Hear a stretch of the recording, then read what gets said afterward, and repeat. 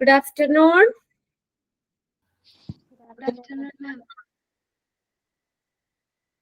Okay.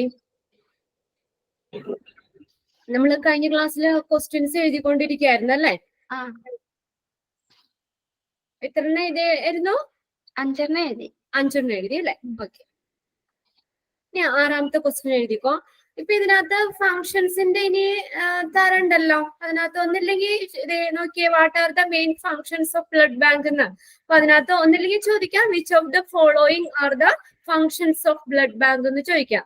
Blood ബാങ്കിന്റെ functions ഏതൊക്കെയാന്ന് ചോദിക്കാം. അല്ലെങ്കിൽ ചോദിക്കാം which one is not among the functions of blood bank. Blood ബാങ്കിന്റെ ഫങ്ഷനുകളിൽ ഉൾപ്പെടാത്തത് ഏതാണെന്ന് ചോദിക്കാം. ഇനി അതിപ്പോ വേണ്ടല്ലോ, അത് ആ ഫങ്ഷൻസ് ഒന്ന് നോക്കിയാൽ ക്വസ്റ്റ്യൻ ഏതാന്ന് വെച്ചാൽ അതനുസരിച്ച് നമുക്ക് എഴുതാം.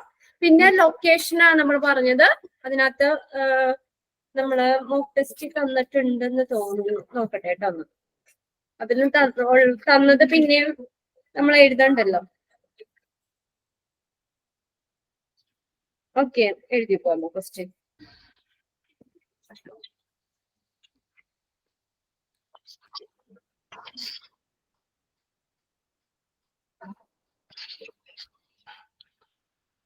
Blood bank should be, 6th question ആണ്, 6th one.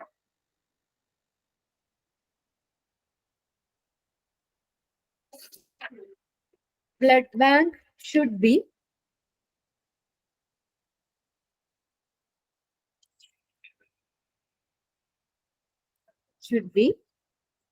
situated on എഴുതിയിട്ടുണ്ടല്ലേ? ഏത് ഫ്ലോറിലാന്നുള്ളത്? ഗ്രൗണ്ട് ഫ്ലോർ എന്നുള്ളതാ. പിന്നെ അതുപോലെ തന്നെ ബ്ലഡ് ബാങ്കിന്റെ ലൊക്കേഷനുമായിട്ട് ബന്ധപ്പെട്ട് കറക്റ്റ് ഏതാന്നുള്ളതും നമ്മള് പറഞ്ഞിട്ടുണ്ട്. അപ്പൊ അതും നോക്കാം. ഇത് തന്ന ക്വസ്റ്റ്യൻസ് പിന്നെ തരണ്ടല്ലോ. പിന്നെ അത് ഓർഗാനോഗ്രാമ പറഞ്ഞേക്കുന്നത്. അതിനകത്ത് ഏത് ഓർഗാനോഗ്രാമാണ് കറക്റ്റ് എന്ന് ചോദിക്കാം. അപ്പൊ അത് താഴേക്ക് ഇങ്ങനെ ഫ്ലോ ചാർട്ട് പോലെ തരാം. പിന്നെ അതിനകത്ത് നിന്ന് ചോദിക്കാറുള്ളത് ഹെഡ് ആരാണ്, പിന്നെ അതുപോലെ തന്നെ ഓരോ ഇപ്പൊ നമ്മൾ പറഞ്ഞല്ലോ ഏതാണ് ബ്ലഡ് ഹൂ കംസ് അണ്ടർ, അല്ലെങ്കിൽ എബോവ് എന്നൊക്കെ ചോദിച്ചുകൊണ്ട് അങ്ങനെ ചോദിക്കുക. Who comes under medical director, അല്ലെങ്കിൽ who comes under blood transfusion officer, അല്ലെങ്കിൽ അങ്ങനെ ആ ഒരു ടൈപ്പ് ക്വസ്റ്റ്യൻസ് അതിനകത്ത്. അല്ലെങ്കിൽ which of the organogram is correct എന്ന് പറഞ്ഞിട്ട് അങ്ങനെ അതിൽ നിന്ന് ചോദിക്കാന്നുള്ളൂ. അതിൽ പ്രത്യേകിച്ച് ക്വസ്റ്റ്യൻസ് വേണ്ട, അതിൽ നിന്ന് നോക്കാം. പിന്നെ നമ്മൾ ഏതൊക്കെ സിറ്റുവേഷനിലാണ് ബ്ലഡ് ബാങ്ക് അല്ല ബ്ലഡ് ബാങ്കിൽ ഏതൊക്കെ ടെസ്റ്റുകളാണ് നടത്തുന്നതെന്നുള്ളതാണ് പറഞ്ഞത്. അപ്പൊ അതിനകത്ത് ഒരു ഏരിയ തിരിച്ച് ക്വസ്റ്റ്യൻസ് തരാം. അപ്പൊ നിങ്ങൾക്ക് എളുപ്പം ഉണ്ടായിരിക്കുമല്ലോ.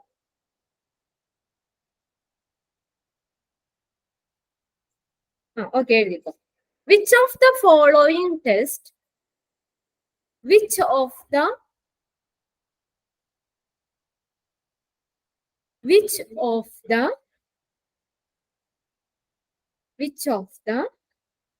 following test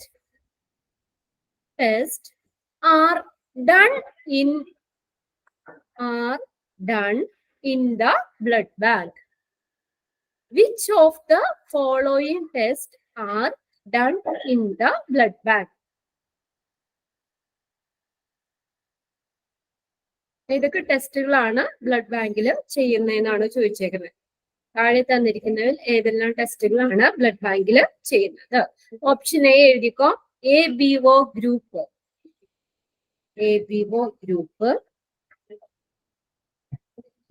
next RH typing.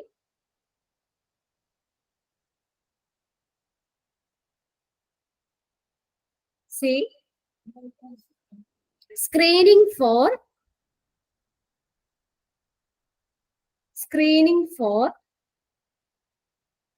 current or past infection.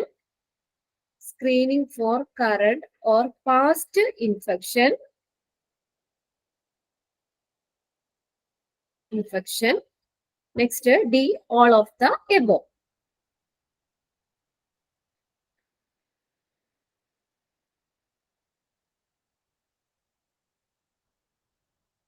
All of the above. ഏതാണ് answer? All of the above. 3 ടെസ്റ്റുകളും ബ്ലഡ് ബാങ്കിൽ ചെയ്യുന്നത് തന്നെയാണ് തന്നേക്കുന്നത്. All of the above.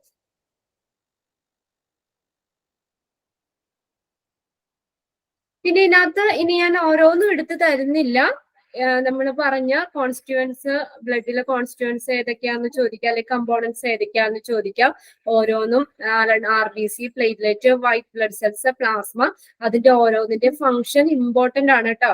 എല്ലാ ക്വസ്റ്റ്യൻ പേപ്പറിലും ചോദിക്കുന്ന ഈ ഒരു ഏരിയയിൽ ചോദിക്കുന്ന ക്വസ്റ്റ്യൻ ആണ്. അപ്പൊ which cells help to transport oxygen to the tissues in the body, അങ്ങനെ ചോദിക്കാം. അല്ലെങ്കിൽ which cells helps, which blood cells help the blood to clot, അങ്ങനെ. അപ്പൊ അത് ഇമ്പോർട്ടന്റ് ആയിട്ട് അവിടെ നോട്ടിൽ തന്നെ ടിക്കറ്റ് വെക്കുക. അതിന് ഇനിയിപ്പോ ഓരോന്നിന്റെയും ക്വസ്റ്റ്യൻ തരുന്നില്ല.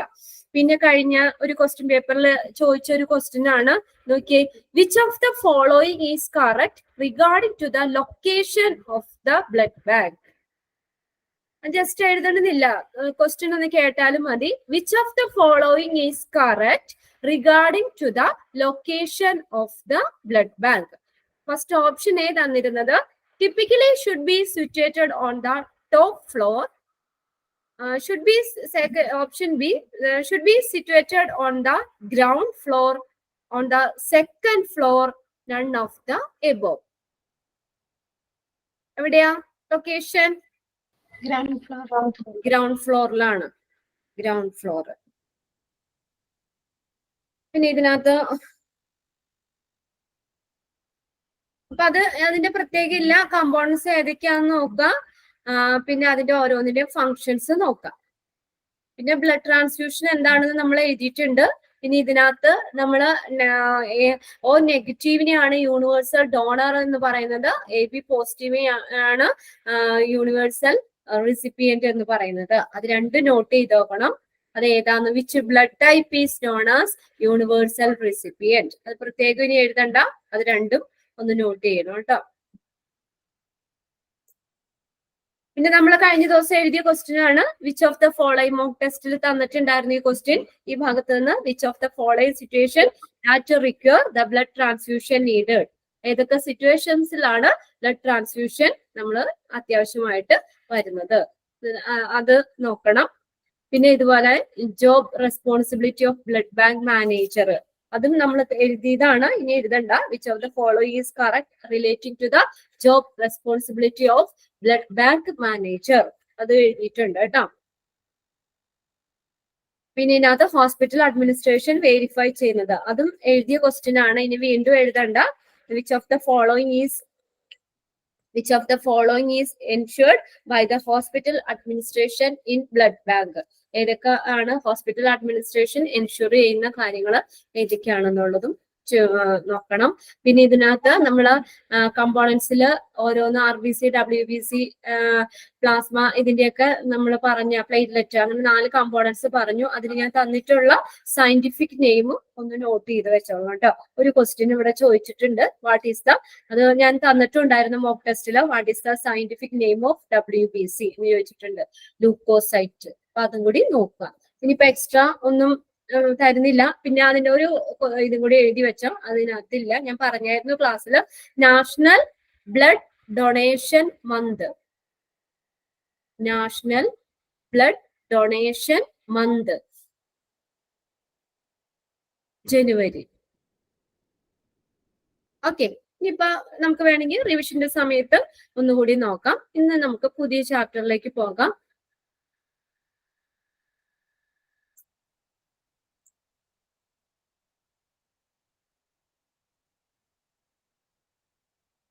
Okay,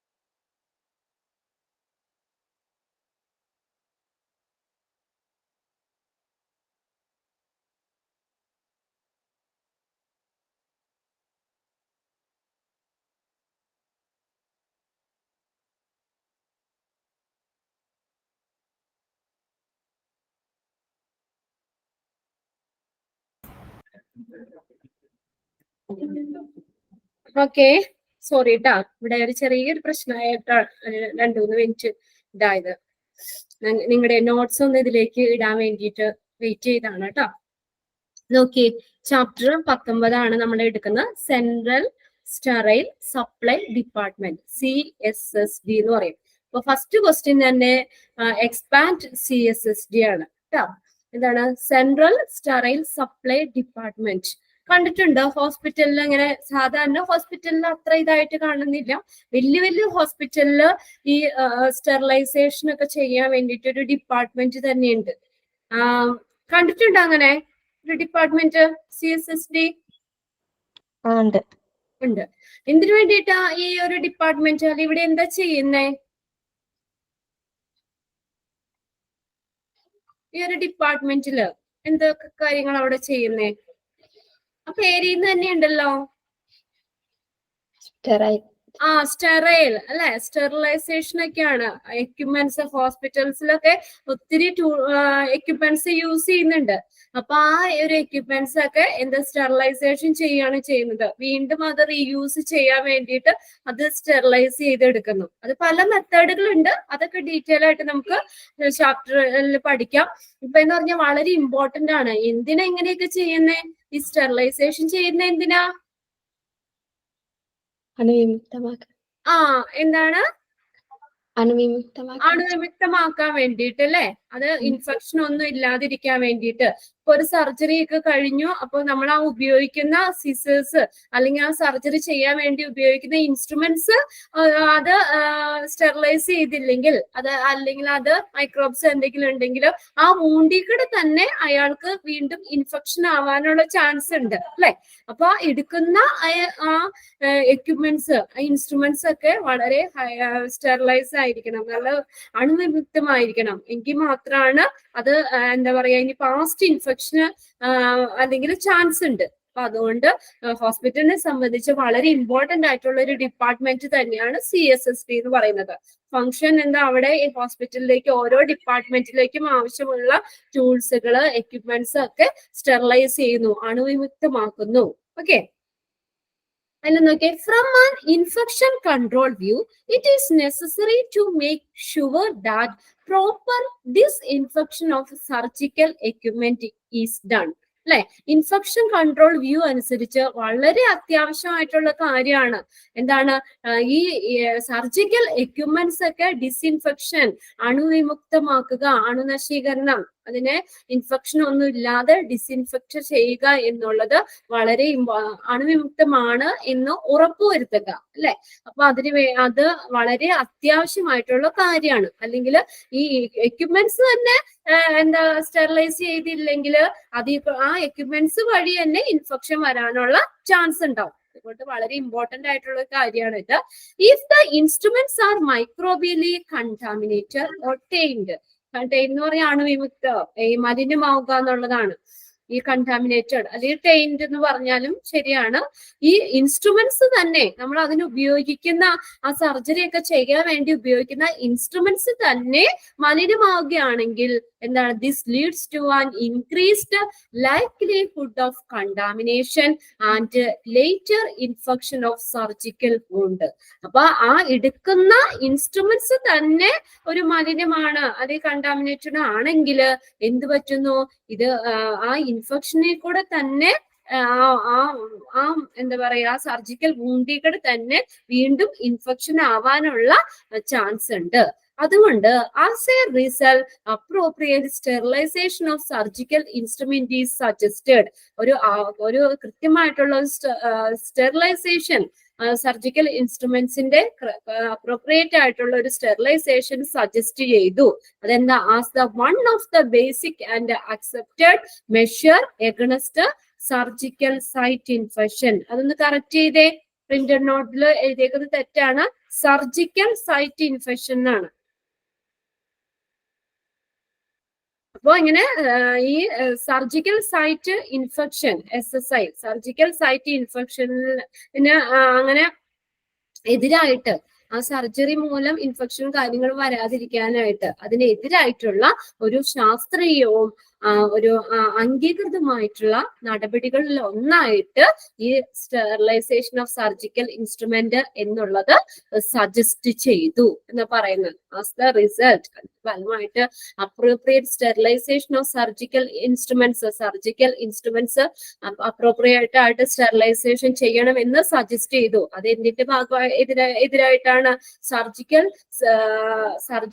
site infection, SSI, surgical site ഇൻഫെക്ഷന് എതിരായിട്ടുള്ള ഒരു അംഗീകൃതവും അടിസ്ഥാനപരമായിട്ടുള്ള ഒരു നടപടികളിൽ ഒന്നായിട്ട് സർജിക്കൽ ഇൻസ്ട്രുമെന്റ്സ് സ്റ്റെറിലൈസേഷൻ ചെയ്യുക എന്നുള്ളത് സജസ്റ്റ് ചെയ്തു. അപ്പൊ എന്താണ് ഇനി CSSD നോക്കിയേ. The CSSD consists of those services within a hospital which accepts, store, process, distributes and controls professional supplies and equipments, both sterile and non-sterile, and from all departments of the hospital for the care and safety of patient. ഇത് എന്തിനു വേണ്ടിയിട്ട് sterilisation ചെയ്യണ ഈ equipments ഒക്കെ? എന്തിനു വേണ്ടിയിട്ടാണ്? പേഷ്യന്റിന് നല്ല care കൊടുക്കാനും പേഷ്യന്റിന്റെ സേഫ്റ്റിക്ക് വേണ്ടിയിട്ടാണ് ഈ എക്യുപ്മെന്റ്സ് ഒക്കെ സ്റ്റെറിലൈസ് ചെയ്യുന്നത്. അപ്പൊ അതുകൊണ്ട് എന്താണ് ഈ CSSD എന്ന് പറയുന്നത്? ഹോസ്പിറ്റലിന്റെ ഉള്ളിലുള്ള തന്നെ ഒരു സർവീസ് ആണ്. അതോ സർവീസസ് വിത്തിൻ എ ഹോസ്പിറ്റലിന്റെ ഉള്ളിൽ നടത്തുന്ന ഒരു സർവീസ് ആണ്, ഒരു ഡിപ്പാർട്ട്മെന്റ് ആണ്. ഇവിടെ പല ഡിപ്പാർട്ട്മെന്റുകളിൽ നിന്നുള്ള എക്യുപ്മെന്റ്സുകളൊക്കെ സ്റ്റോർ ചെയ്യും. പല ഡിപ്പാർട്ട്മെന്റുകളിൽ നിന്നുള്ള എക്യുപ്മെന്റ്സുകൾ സ്റ്റോർ ചെയ്യുന്നു. അവിടെ സ്റ്റെറിലൈസേഷൻ എന്ന് പറഞ്ഞ പ്രോസസ്സ് നടത്തുന്നു. അത് പല മെത്തേഡിലൂടെ ചെയ്യാം. അപ്പൊ ഇങ്ങനെ എല്ലാ ഡിപ്പാർട്ട്മെന്റിൽ നിന്നുള്ള എക്യുപ്മെന്റ്സ് ഒക്കെ അവിടെ സ്റ്റോർ ചെയ്തിട്ട് സ്റ്റെറിലൈസേഷൻ ചെയ്യുന്നു. എന്നിട്ട് യൂസർ ഡിപ്പാർട്ട്മെന്റ് എന്നാ പറയുന്നത്, ഉപയോഗിച്ച ഡിപ്പാർട്ട്മെന്റ്. അപ്പൊ അവിടെ നിന്നുള്ള യൂസർ ഡിപ്പാർട്ട്മെന്റിൽ നിന്നുള്ള ഈ എക്യുപ്മെന്റ്സുകളൊക്കെ അവിടെ സ്റ്റോർ ചെയ്തിട്ട് സ്റ്റെറിലൈസേഷൻ നടത്തിയിട്ട് അത് ആവശ്യമുള്ള ഡിപ്പാർട്ട്മെന്റിലേക്ക് അത് എന്ത് ചെയ്യുന്നു? ഡിസ്ട്രിബ്യൂട്ട് ചെയ്യുന്നു.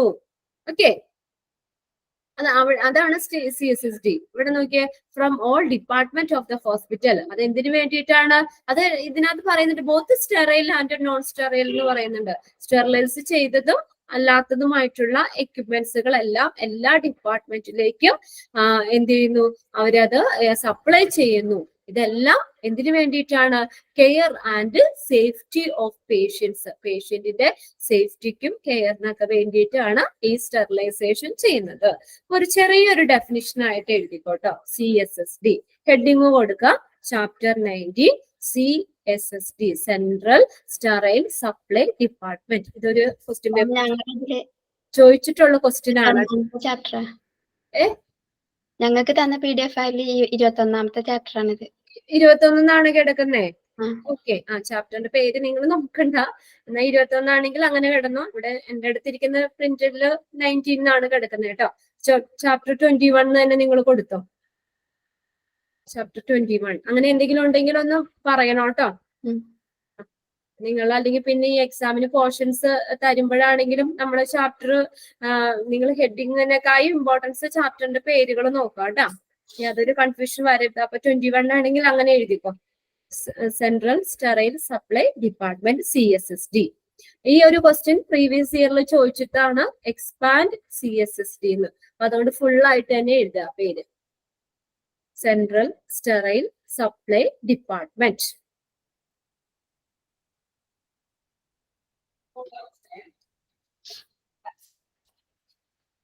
ഒരൊറ്റ സെന്റൻസ് എഴുതിക്കോ. The CSSD department, the CSSD department വേണ്ട, അത് ഷോർട്ട് ചെയ്ത് തന്നെ എഴുതിയാൽ മതി. The CSSD is central sterile supply department. ഇത് വലിച്ചെഴുതണ്ട, ഇതിന് പകരം ഷോർട്ട് ചെയ്ത് CSSD എന്ന് എഴുതിയാൽ മതി. The CSSD is responsible for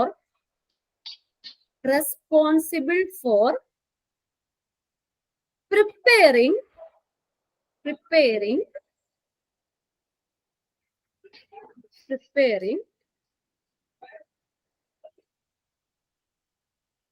medical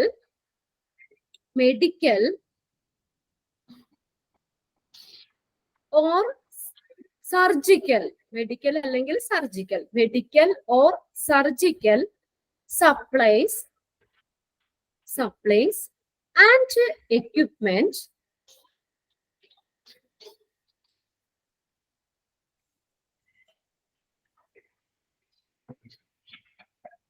so that they are sterile, and ready for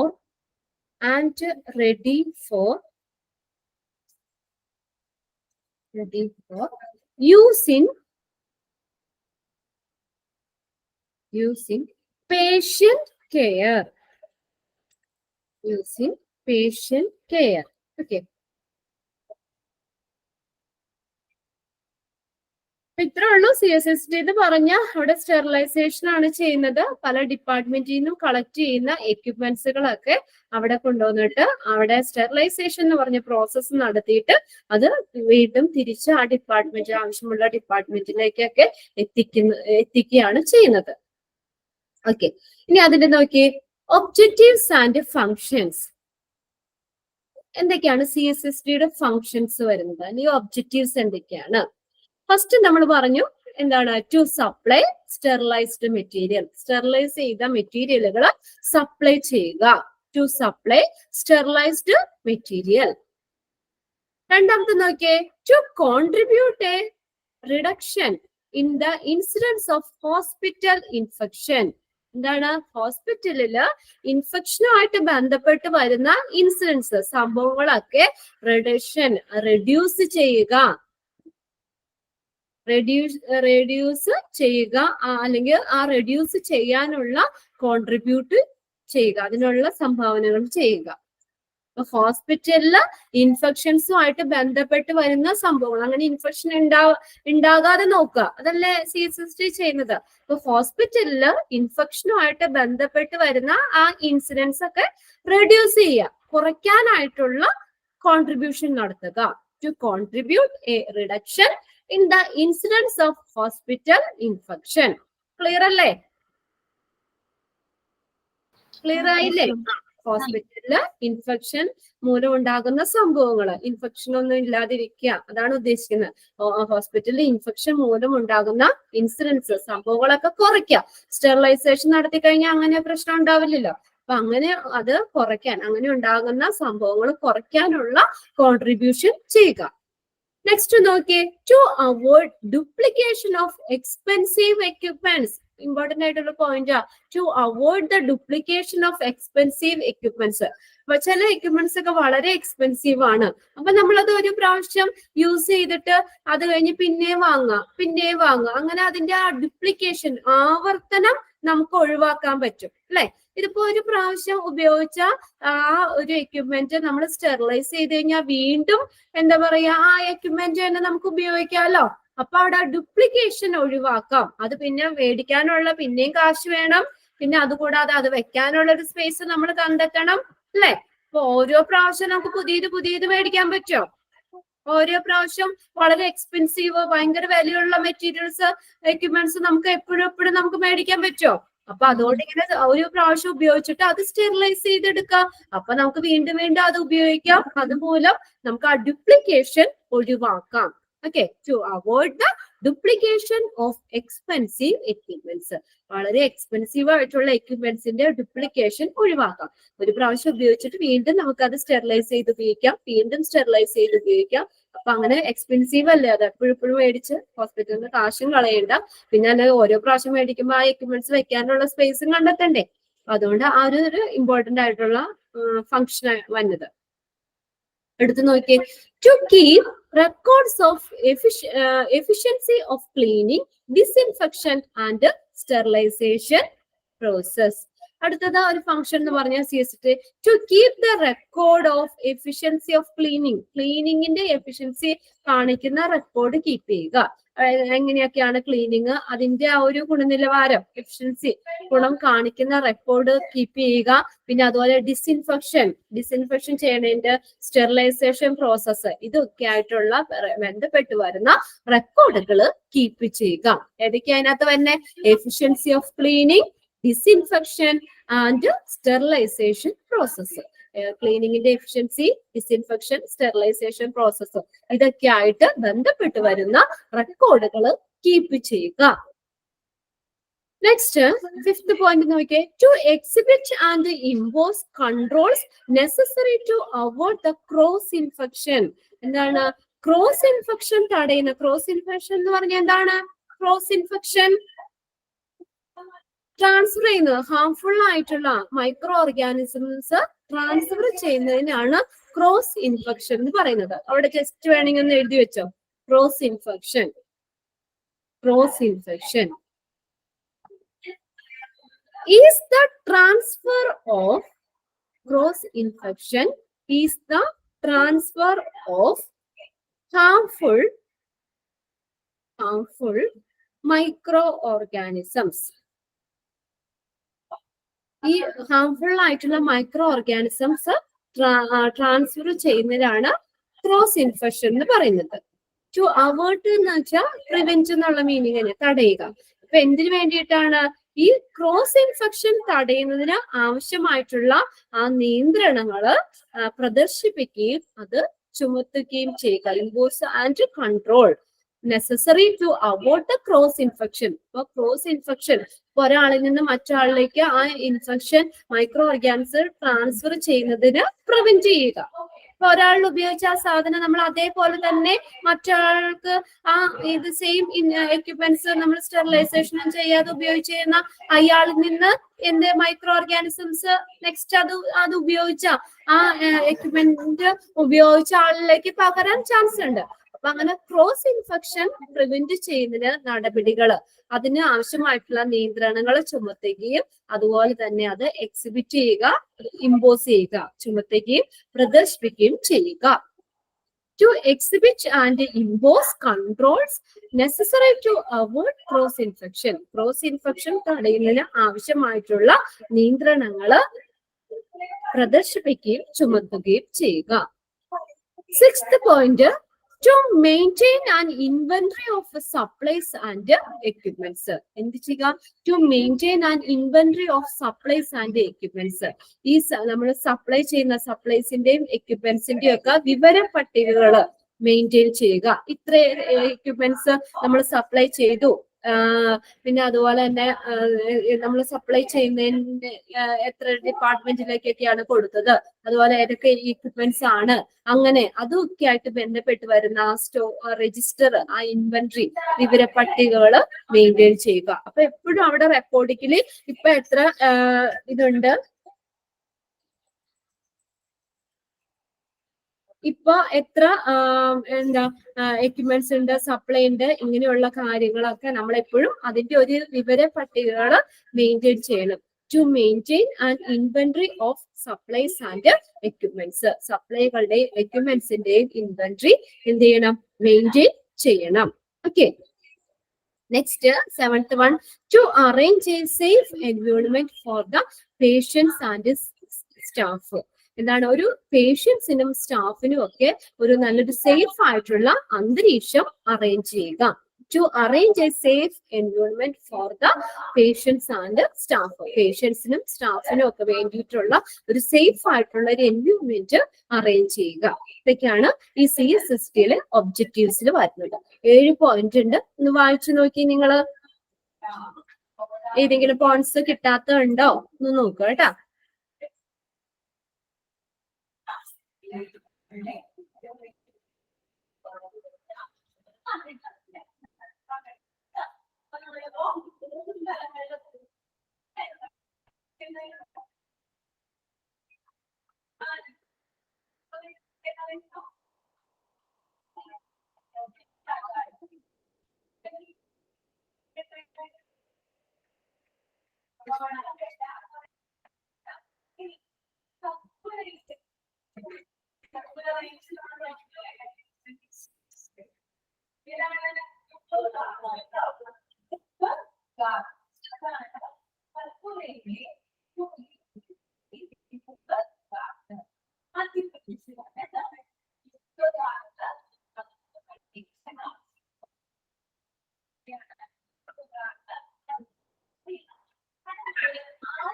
കഴിഞ്ഞോ? റീഡ് ചെയ്ത് കഴിഞ്ഞോ അത്? കുഴപ്പമില്ലല്ലോ, എല്ലാ പോയിന്റ്സും കിട്ടിയില്ലേ? ഓക്കെ. നെക്സ്റ്റ് നോക്കിയേ, ഡിസൈനിങ് ഓഫ് CSSD. CSSDയില് ആൻഡ് ഡിസൈനിങ് എങ്ങനെയാണ് ഇതിന്റെ സൈസ്, ലൊക്കേഷൻ, അതുമായിട്ട് ബന്ധപ്പെട്ട് വരുന്ന കാര്യങ്ങളാണ് പറയുന്നത്. Designing of a CSSD. Size and location of CSSD differs according to the hospital management. ഈ ഹോസ്പിറ്റൽ മാനേജ്മെന്റിന്റെ അനുസരിച്ച് സൈസും ലൊക്കേഷനും വ്യത്യാസമായിട്ടിരിക്കും. ഇപ്പൊ വലിയ ഹോസ്പിറ്റൽസിലൊക്കെ ആണെങ്കിൽ നമുക്ക് അതിനനുസരിച്ചുള്ള ഡിപ്പാർട്ട്മെന്റ് വലുതാവുമല്ലോ, വലുതാക്കാം. അതിന്റെ സൈസ് ഇത്ര സൈസ് വേണം എന്ന് കറക്റ്റ് ആയിട്ടൊന്നും നമുക്ക് പറയാൻ പറ്റില്ല. അതുപോലെ ലൊക്കേഷനും അതെ. അപ്പൊ ഹോസ്പിറ്റൽ മാനേജ്മെന്റിന് അനുസരിച്ച് ഈ CSSDയുടെ സൈസും ലൊക്കേഷനും ഒക്കെ എന്താണ്, വ്യത്യാസമായിട്ടിരിക്കും, ഡിഫറെന്റ് ആയിരിക്കും. ചെറിയ ഹോസ്പിറ്റൽ ആണെങ്കിൽ അതനുസരിച്ച് സൈസ് ചെറിയൊരു ഇതായിരിക്കും. വലിയ ഹോസ്പിറ്റൽസിലാണെങ്കിൽ വലിയ ഡിപ്പാർട്ട്മെന്റ് തന്നെയായിരിക്കും ഇത് CSSDക്ക് വേണ്ടിയുള്ളത്. അപ്പൊ അത് കൃത്യമായിട്ട് നമുക്ക് സൈസ് അല്ലെങ്കിൽ ലൊക്കേഷൻ ഇവിടെ തന്നെ വേണം അങ്ങനെ നമുക്ക് പറയാൻ നമുക്ക് പറ്റില്ല. ഇപ്പൊ നമ്മൾ മറ്റേ ബ്ലഡ് ബാങ്കിന്റെ ഇതൊക്കെ പറഞ്ഞ പോലെ ഗ്രൗണ്ട് ഫ്ലോറിലായിരിക്കണം അങ്ങനെ നിർബന്ധമായിട്ട് നമുക്ക് അത് പറയില്ല. ആ ഹോസ്പിറ്റൽ മാനേജ്മെന്റിന് അനുസരിച്ച് വ്യത്യാസപ്പെട്ടിരിക്കും. Size and location of the CSSD differ according to the hospital management. It should be എന്നാലും ഒരു ചാൻസ് അവിടെ പറയുന്നുണ്ട്, it should be located as near as possible to operation theatre, accident and emergency department and ward. ഇതൊക്കെ ആയിട്ട് അതിനോട് near ആയിരിക്കണം, അതിന് സാധ്യമായിട്ടുള്ള അടുത്ത് തന്നെയായിരിക്കും. Located as near as possible to operation തിയേറ്ററിനോട്, ആക്സിഡന്റ് ആൻഡ് എമർജൻസി ഡിപ്പാർട്ട്മെന്റ്, വാർഡിനോടൊക്കെ അടുത്തായിരിക്കണം. എന്തുകൊണ്ടാണ് അങ്ങനെ പറയാൻ കാര്യം?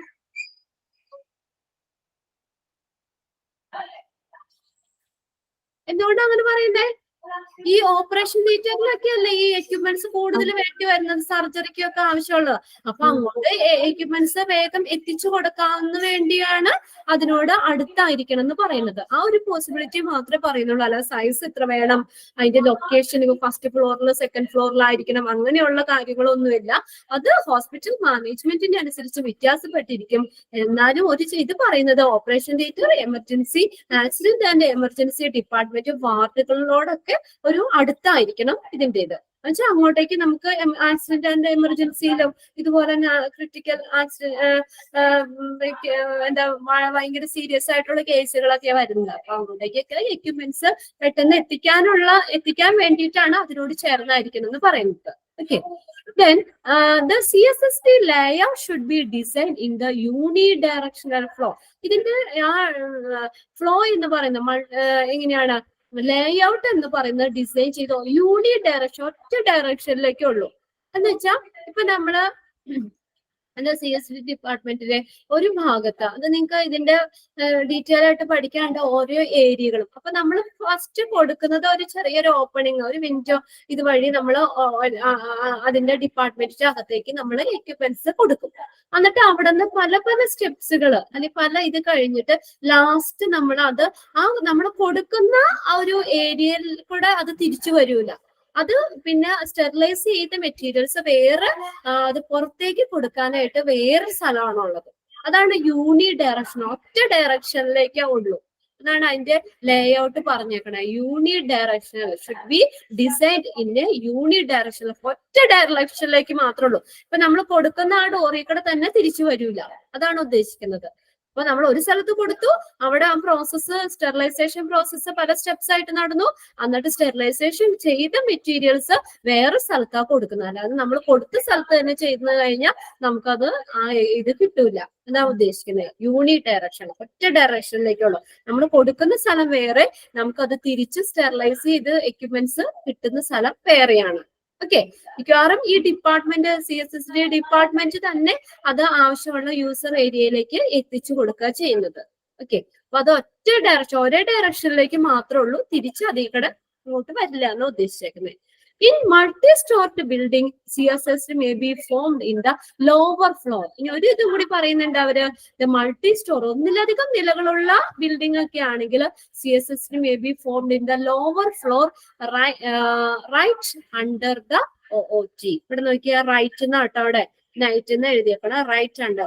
ഇനി ഇവിടെ ഒരു ചാൻസ് എന്താ പറയുന്നത്, ഇനി ഒന്നിലധികം നിലകളിലുള്ള ഇതാണെങ്കിൽ ബിൽഡിംഗ് ആണെങ്കിൽ ലോവർ ഫ്ലോറിലായിരിക്കും കുറച്ചും കൂടി ബെറ്റർ എന്ന് പറയുന്നത്. CSS may be formed in the lower floor, താഴെ നിലയിലായിരിക്കണം, റൈറ്റ് അണ്ടർ ദ OT.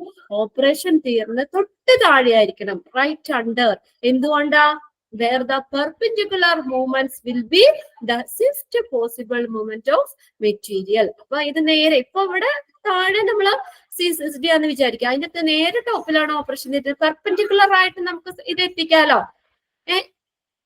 തൊട്ട് ഓപ്പറേഷൻ തിയേറ്ററിനോട് തൊട്ട് ചേർന്ന് അല്ലെങ്കിലും ഈ CSSD താഴെ ലോവർ താഴെ ആണെങ്കിലും നമുക്ക് ആ പെർപെൻഡിക്കുലർ ആയിട്ട് ഈ മെറ്റീരിയൽസ് എത്തിക്കാൻ പറ്റും. അല്ലെങ്കിൽ വേറെ സ്ഥലമാണെങ്കിൽ വളഞ്ഞു പൊളഞ്ഞൊക്കെ വേറെ ഒരു സ്ഥലത്തേക്കൂടെയൊക്കെ പോയിട്ട് വേണം എത്തിക്കാൻ. ഇത് നേരെ പെർപെൻഡിക്കുലർ ആണെങ്കിലോ, ഇപ്പൊ ഇവിടെ ലിഫ്റ്റ് ഒക്കെ ഉണ്ടല്ലോ, അപ്പൊ നേരെ അവിടെ നിന്ന് നേരെ ഓൺ ദ നെക്സ്റ്റ് ഫ്ലോറിലേക്ക് പെട്ടെന്ന് പെർപെൻഡിക്കുലർ ആയിട്ട് എത്തിക്കാം. അതാണ് അത് പറയുന്നത്. Where the perpendicular movement will be swift possible movement of material. ആ മെറ്റീരിയൽസിന്റെ പെട്ടെന്നുള്ള ഇത് എത്തിക്കാനായിട്ട് സ്വിഫ്റ്റ് ആയിട്ട് അത് എത്തിക്കാൻ വേണ്ടിയിട്ട് ഇത് പെർപെൻഡിക്കുലർ മൂവ്മെന്റ് ആവുന്ന രീതിയിൽ ഓപ്പറേഷൻ തിയേറ്ററിന്റെ ജസ്റ്റ് റൈറ്റ് അണ്ടർ ായിരിക്കണം, തൊട്ട് താഴെ ആയിരിക്കണം എന്നാ പറഞ്ഞേക്കണത്. Formed in the lower floor right under the operation theatre. Operation തിയേറ്ററിന് തൊട്ട് താഴെ ആയിരിക്കണം. എന്നുവെച്ചാൽ ഈ മെറ്റീരിയൽസ് ഒക്കെ പെട്ടെന്ന് തന്നെ അങ്ങോട്ട് എത്തിക്കാൻ എളുപ്പത്തിന് വേണ്ടിയിട്ടാണ് പറഞ്ഞേക്കുന്നത്. ഓക്കെ, ഇനി നോക്കിയേ, planning of CSSD. Planning of CSSD. The materials or item from taint and germ-free area should be not get mixed. അവിടെ ഒരു ഇതുണ്ട്, മിക്സ്ഡ് എന്നാട്ടോ, MIXED ആണ്, മിക്സ്ഡ്. അതായത് മെറ്റീരിയൽസ് അല്ല ഐറ്റം ഫ്രം ടൈൻറ്റ് ഓർ കണ്ടാമിനേറ്റഡ്, ടൈൻറ്റ് അല്ലെങ്കിൽ കണ്ടാമിനേറ്റഡ് എന്ന് പറയാം, contaminated and germ free area. ഈ കണ്ടാമിനേഷൻ മലിനമായിട്ടുള്ള അല്ലെങ്കിൽ കണ്ടാമിനേഷൻ ആയിട്ടുള്ള മെറ്റീരിയൽസും ജേം ഫ്രീ ആക്കിയതും സ്റ്റെറിലൈസ് ചെയ്തേക്കണ ഏരിയ, അത് രണ്ടും മിക്സ് ആവാൻ പാടില്ല എന്ന്. should not get mixed. There should be a physical fencing between. അവിടെ എന്താണ്, അതിന്റെ ഇടയിൽ ഒരു ഫിസിക്കൽ ഫെൻസിങ് വേണം. Soiled, clean and sterile zone. ഈ 3 സോണുകളും തമ്മിൽ ഒരു ബാരിയർ, ഒരു ഫെൻസിങ് വേണം. കണ്ട ഈ പടം കണ്ടോ?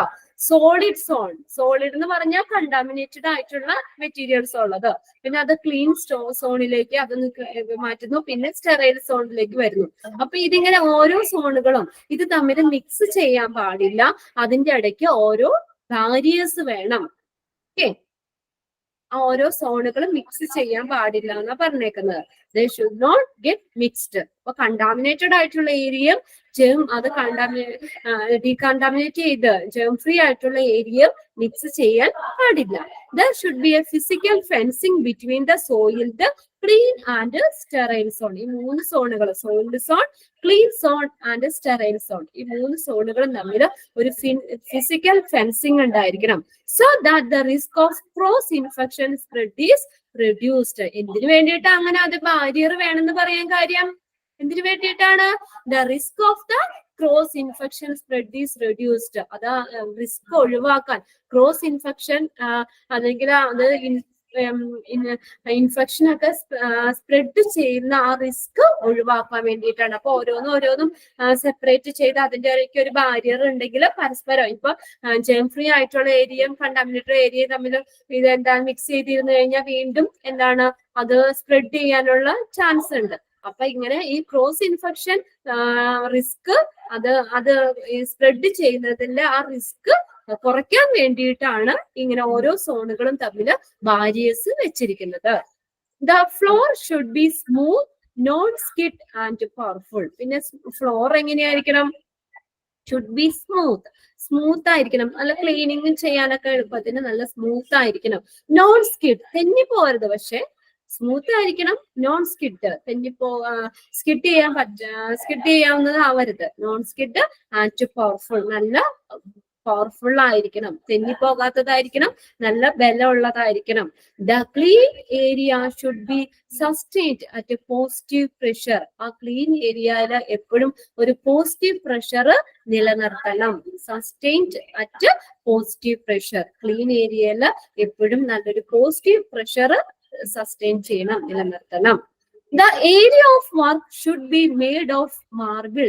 നോക്കി, ഈ CSST ഏരിയ ഉണ്ടാകാന്ന് വെച്ചാൽ ഉണ്ടാക്കിയിട്ട് മാർബിളോ ഗ്രാനൈറ്റോ സ്റ്റെയിൻലെസ് സ്റ്റീലോ ഒക്കെ ഉപയോഗിക്കാം. The area of work should be made of marble, granite, stainless steel. The sterilization must be arranged for autoclaving by steam as well as by gas. ഇതും ഡീറ്റെയിൽ ആയിട്ട് പഠിക്കുന്നുണ്ട്. സ്റ്റെറിലൈസേഷൻ നമുക്ക് അന്നേരം detail നോക്കാം. ഇപ്പൊ സ്റ്റെറിലൈസേഷൻ ചെയ്യാനുള്ള മെത്തേഡുകളാണ് ഓട്ടോക്ലേവിംഗ് ബൈ സ്റ്റീം. സ്റ്റീം ഉപയോഗിച്ചിട്ട് അത് നമ്മൾ ഇത്ര ഡിഗ്രി സെൽഷ്യസിൽ ചൂടാക്കിയിട്ട് ആ സ്റ്റീം കൊണ്ട് ചെയ്യുന്ന ഓട്ടോക്ലേവിംഗും ചെയ്യാം. ആസ് വെൽ ആസ് ഗ്യാസ് സ്റ്റെറിലൈസേഷനും നടത്താം. ഗ്യാസ് ഉപയോഗിച്ചിട്ട് സ്റ്റെറിലൈസേഷൻ നടത്താം. അത് ഡീറ്റെയിൽ പഠിക്കണ്ട്. അപ്പൊ നമുക്ക് ഡീറ്റെയിൽ ആയിട്ട് പഠിക്കാം. അപ്പോൾ സ്റ്റെറിലൈസേഷൻ ഒന്നില്ലെങ്കിൽ ഓട്ടോക്ലേവിംഗ് സ്റ്റീം ഉപയോഗിച്ച് ഓട്ടോക്ലേവിംഗിലൂടെ നടത്താം, അല്ലെങ്കിൽ ഗ്യാസ് ഉപയോഗിച്ചും സ്റ്റെറിലൈസേഷൻ നടത്താം. ഓക്കെ, ഇതാണ് പ്ലാനിങ് ഓഫ് CSST എന്ന് പറയുന്നത്. അപ്പൊ ഇത് രണ്ടെണ്ണം ഒന്ന് വായിച്ചു നോക്കിയേ. Designing of CSST, planning of CSST. ഇത് വായിക്കാൻ ഇവിടെ സമയം തരുമ്പോ ജസ്റ്റ് നിങ്ങൾ മാക്സിമം അത് യൂട്ടിലൈസ് ചെയ്യുക കേട്ടോ. വായിച്ചു തന്നെ നോക്കുക. ഇവിടെ ഇരുന്ന് തന്നെ ഒരു പ്രാവശ്യം വായന കഴിയൂല നമ്മുടെ. അതുകൊണ്ടാണ് നമുക്ക് വായിക്കാനുള്ള ടൈമും തരുന്നത്. ഇതിപ്പോ ഈ ക്ലാസ് കഴിഞ്ഞ് അടച്ചു വെച്ചാൽ പിന്നെ നിങ്ങൾ എപ്പോഴാ തുറക്കാന്ന് അറിയില്ല. അപ്പൊ നമ്മളൊന്ന് പറഞ്ഞു കഴിയുമ്പോ തന്നെ ജസ്റ്റ് ഒന്നുകൂടെ നമുക്കത് മനസ്സിൽ ഉറപ്പിക്കാലോ. അതുകൊണ്ടാണ് ഒന്ന് വായിക്കാൻ പറയുന്നത്.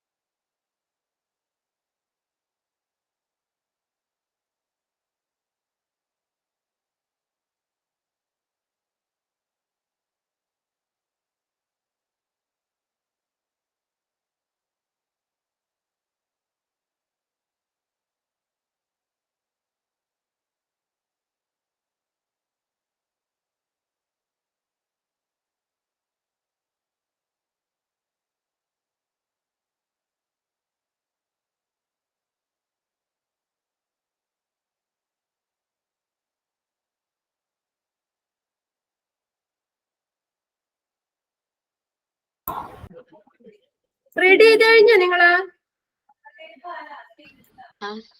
Okay. Next, working flow of CSST. അതിന്റെ ഒരു ഫ്ലോ ചാർട്ട് ആയിട്ടാണ് തന്നേക്കുന്നത്. CSSTയുടെ വർക്ക് ഫ്ലോ ആണ് തന്നേക്കുന്നത്. Work flow of CSST. First വരുന്നത് റെസീറ്റ് ചെയ്യാന്ന് വെച്ചാൽ വാങ്ങുന്ന ഏരിയ. ആ പല ഡിപ്പാർട്ട്മെന്റിൽ നിന്നുള്ള സാധനങ്ങൾ വാങ്ങുന്ന ഏരിയ ആണ് റെസീറ്റ് എന്ന് പറയുന്നത്. റെസീറ്റ്. പിന്നെ രണ്ടാമത്തെ എന്താണെന്ന് വെച്ചാൽ റിൻസിങ്. അപ്പൊ ആ മെറ്റീരിയൽസ് ഒക്കെ വാങ്ങിയിട്ട് നെക്സ്റ്റ് വരുന്ന വർക്ക് ഫ്ലോ ആട്ടോ, അവരുടെ വർക്കിന്റെ ആ ഫ്ലോ ചാർട്ട് അവിടെ തന്നേക്കുന്നത്. ആദ്യം എന്ത് ചെയ്യുന്നു, ഡിപ്പാർട്ട്മെന്റിൽ നിന്ന് പല യൂസ് ചെയ്ത ആ എക്യുപ്മെന്റ്സ് മെറ്റീരിയൽസ് വാങ്ങുന്നു, റിസീവ് ചെയ്യുന്നു. പിന്നെ രണ്ടാമത്തെ റിൻസിങ്, അതൊന്ന് കഴുകുന്നു. ജസ്റ്റ് അത് നമ്മളെ വെറുതെ കൈ കൊണ്ടാണെങ്കിലും ജസ്റ്റ് ആ വാങ്ങി കഴിയുമ്പോൾ തന്നെ എന്ത് ചെയ്യുന്നു, ഒന്ന് റിൻസ് ചെയ്യുന്നു, റിൻസിങ്. പിന്നെ നെക്സ്റ്റ് ക്ലീനിങ്, അത് ക്ലീൻ ചെയ്യുന്നു. പിന്നെ അടുത്തത് അതിനെ എന്ത് ചെയ്യുന്നു, ഡ്രൈ ചെയ്യാൻ അനുവദിക്കുന്നു. അത് ജസ്റ്റ് ഒന്ന് ഡ്രൈ ചെയ്യുന്നു, ഉണക്കുന്നു, ഡ്രൈയിങ്. പിന്നെ അടുത്തത് ചെക്കിംഗ് ആൻഡ് ട്രേ അസംബ്ലിങ്. അവിടെ നെക്സ്റ്റ് വരുന്നത് ചെക്ക് ചെയ്യുന്നവര്. അപ്പൊ ചില എക്യുപ്മെന്റ്സ് ഇൻസ്ട്രുമെന്റ്സ് ഒക്കെ നമ്മൾ ഉപയോഗിക്കുമ്പോഴൊക്കെ എന്താ പറയാ, അതിനകത്ത് ഇങ്ങനെ വളഞ്ഞും അങ്ങനെയൊക്കെ ഉണ്ടാവുമല്ലോ, ഇങ്ങനെ വളഞ്ഞു പോകുകയോ ഒടിഞ്ഞു പോകുകയോ അങ്ങനെയൊക്കെ ചെയ്യുന്ന ആ മെറ്റീരിയൽസ് അത് വീണ്ടും ഉപയോഗിക്കാൻ പറ്റില്ല. അപ്പൊ എന്ത് ചെയ്യുന്നു, അപ്പൊ അതൊക്കെ അങ്ങനെ എന്തെങ്കിലുമൊക്കെ ഉണ്ടോ എന്നുള്ളതൊക്കെ ഒന്ന് ചെക്ക് ചെയ്യുന്നു. പിന്നെ എന്നിട്ട് അത് ഓരോ ട്രേയിലേക്കും അസംബിൾ ചെയ്യുന്നു. Checking and tray assembly. അപ്പൊ നമുക്ക് ആ ഒരു ഇതിനകത്ത് നമ്മൾ ചെക്ക് ചെയ്യുമ്പോൾ നമുക്ക് ഇനി ഉപയോഗിക്കാൻ പറ്റില്ല, വെറുതെ സ്റ്റെറിലൈസ് ചെയ്തിട്ട് കാര്യമില്ലല്ലോ. അത് വീണ്ടും ഉപയോഗിക്കാൻ പറ്റാത്ത എന്താ പറയാ, വളഞ്ഞു പോയതോ ഒടിഞ്ഞു പോയതോ അങ്ങനെയുള്ള ഇതൊക്കെ ചെക്ക് ചെയ്ത് അത് മാറ്റിയിട്ട് ബാക്കിയുള്ളത് ഒരു ട്രേയിലേക്ക് അസംബിൾ ചെയ്യുന്നു, ട്രേ അസംബ്ലി. നെക്സ്റ്റ് ആണ് സ്റ്റെറിലൈസേഷൻ. നെക്സ്റ്റ് അത് സ്റ്റെറിലൈസ് ചെയ്യുന്നു. സ്റ്റെറിലൈസേഷന് ശേഷം ലേബലിംഗ്, എന്നിട്ട് അത് എന്താണ്, ഏത് ഡിപ്പാർട്ട്മെന്റിലേക്കാണ്, എന്തൊക്കെയാണ്, എത്ര എണ്ണം ഉണ്ട് എന്നുള്ള കാര്യങ്ങളൊക്കെ പുറത്ത് ലേബൽ ചെയ്യുന്നു. അത് സ്റ്റെറിലൈസേഷൻ ചെയ്ത ഡേറ്റും ഉണ്ടാവും കേട്ടോ. ഇന്ന ദിവസമാണ് സ്റ്റെറിലൈസേഷൻ ചെയ്തത് എന്നുള്ളത് വെച്ചിട്ട് അത് ലേബൽ ചെയ്യുന്നു. പിന്നെ അത് അവിടെ തന്നെ ആ CSSD തന്നെ സ്റ്റോർ ചെയ്ത് വെക്കുന്നു, storage.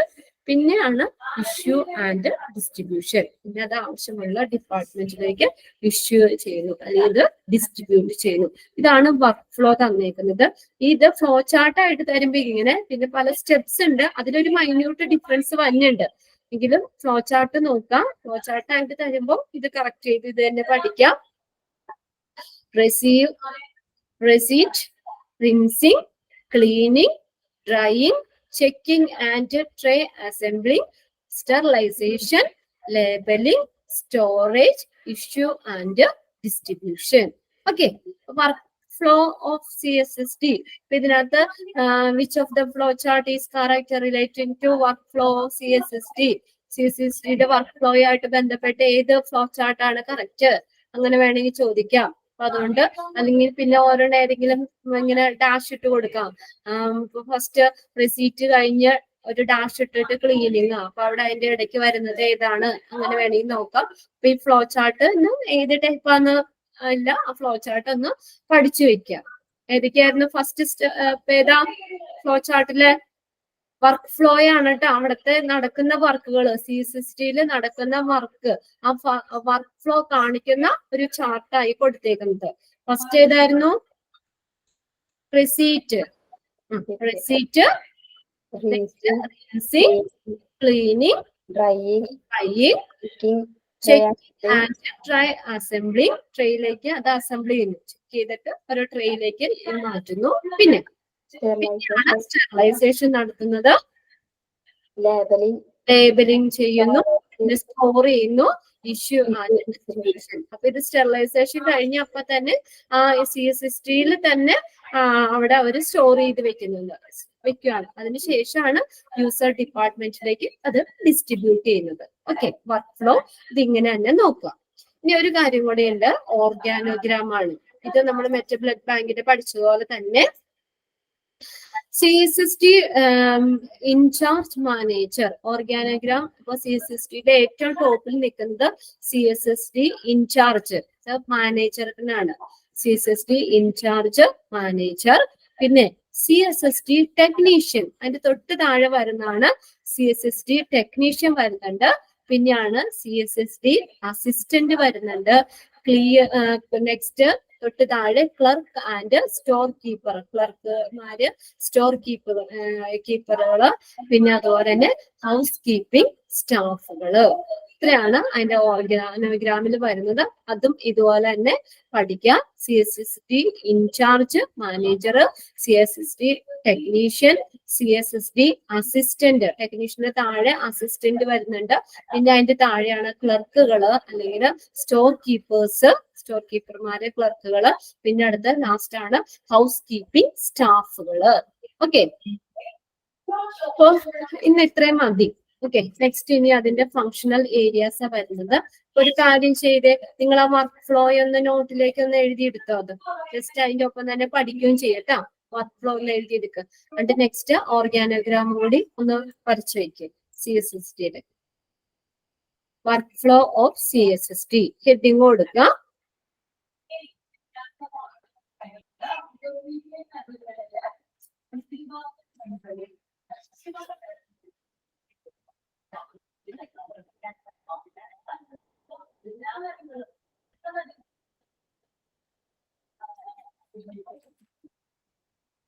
Receipt, rinsing, next cleaning, drying, checking and tray assembly, sterilization, labeling, storage, issue and distribution.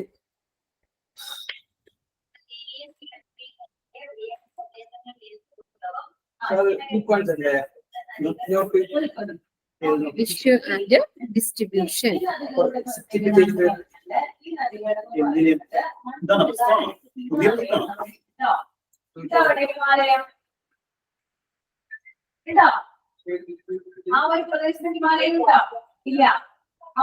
Next അത് കഴിഞ്ഞിട്ട് ഓർഗാനോഗ്രാമും കൂടി ഒന്ന് വരയ്ക്കാം കേട്ടോ. വരച്ചെടുക്കുക. ജസ്റ്റ് താഴേക്ക് ആരോ മാർക്ക് ഇട്ട് തന്നെ കൊടുത്താൽ മതി. CSSD incharge, manager, CSSD technician, CSSD assistant, clerk അല്ലെങ്കിൽ store keepers, next housekeeping staff. ഉപദ്വീപീയ നദികളുടെ നീരൊഴുക്ക് പൂർണ്ണമായും മഴയെ ആശ്രയിച്ചതിനാൽ വേനൽക്കാലത്ത് മഴ തീരെ കുറവായിരിക്കും. അതായത് ഈ മഴയെ മാത്രം ആശ്രയിച്ചുകൊണ്ടാണ് നദികൾ ഒഴുകുന്നത് അല്ലെ. അപ്പൊ എന്താണ് വേനൽക്കാലത്ത് പറഞ്ഞാൽ മഴയില്ലാത്ത സമയത്തല്ലേ. മഴയില്ലാത്ത സമയത്ത് എന്താണ് ഈ ഒരു സമയത്ത് ഈ ഒരു ഇത് കുറവായിരിക്കും. നദികളുടെ ജലം എന്ന് പറയുന്നത് കഴിഞ്ഞോ?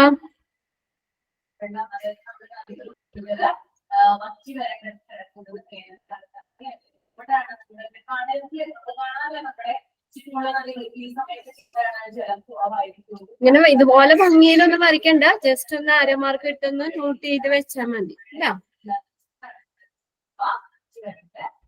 കഴിഞ്ഞോ? മഴയെ മാത്രം ഓർഗാനോഗ്രാം കഴിഞ്ഞോ നിങ്ങളുടെ? ശിലാമേഖലകളിലൂടെ ഒഴുകുന്നതിനാൽ ഓക്കെ, ഇനി നെക്സ്റ്റ് വരുന്നത് ഫങ്ഷണൽ ഏരിയാസ് ആണ്. അത് നമുക്ക് അടുത്ത ക്ലാസ്സിൽ എടുക്കാം.